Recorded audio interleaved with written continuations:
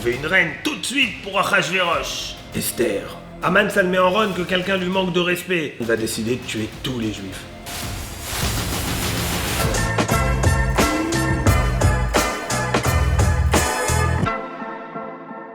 Mordechai décide qu'il faut réagir et il va demander à Esther d'intercéder pour les juifs auprès du roi.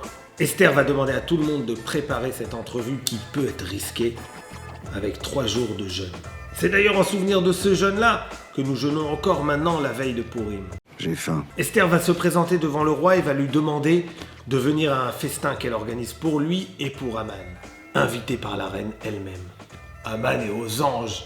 Il est au plus haut niveau du royaume. Il rentre chez lui joyeux. Je suis trop fort. Mais cette joie est entachée par le souvenir que Mordechai est encore en vie. Et sur les conseils de sa femme, il va dresser une potence pour le pendre. Et cette nuit-là, Achashverosh va avoir le sommeil lourd. Il n'arrive pas à dormir. Alors il demande à ce qu'on lui raconte les histoires du royaume.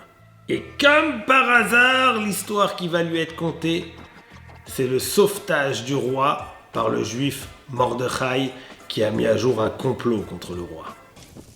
Oui. Achashverosh va se souvenir qu'effectivement Mordechai l'a sauvé d'un attentat et il va demander qu'est-ce qu'on a fait pour le féliciter, le remercier. Rien n'a été fait, c'est dans les dossiers à traiter. Il va appeler son conseiller le plus proche, Haman, justement pour lui demander qu'est-ce qu'il faut faire à l'homme qu'on a envie d'honorer. Haman il pense que c'est de lui qu'on parle. Nope. Faut le mettre sur le cheval du roi avec les habits du roi. Fashion, ambiance. En allant proclamer dans toute la ville « Voici ce qu'on fait à l'homme que le roi veut honorer !» Et Achashverosh va dire à Haman « Ok !» Alors fais exactement ça au juif Mordechai. De quoi? Ascenseur émotionnel pour Haman, il pensait que c'était pour lui, mais c'est pour son pire ennemi. Petite consolation pour Haman, de toutes les façons, tous les juifs doivent être bientôt exterminés. C'est à ce moment-là qu'on vient le chercher. « Oh, t'es en retard pour le festin que la reine donne pour le roi et toi !»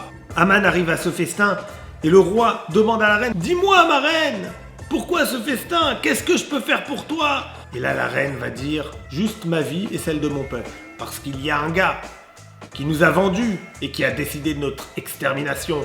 Haman a rasé Haman, ce mauvais-là. » C'est un sale c***. C'est à ce moment-là que, comme par hasard, quelqu'un rentre dans la salle pour prévenir Haman que la potence qu'il a fait dresser pour Mordechai est prête. De quoi? Achashverosh, il apprend qu'il y a une potence pour Mordechai, celui qui lui a sauvé la vie. Alors là, quand la coupe est pleine, la coupe est pleine. Mais personne dit ça. Et il va dire, bon alors prenez Haman et pendez-le lui dessus. Et c'est à partir de là que, comme par hasard, tout va s'inverser. Et c'est qui le lion maintenant? Les Juifs vont être mis à l'honneur, ils vont être prévenus de prendre les armes et de se défendre le 13 Adar.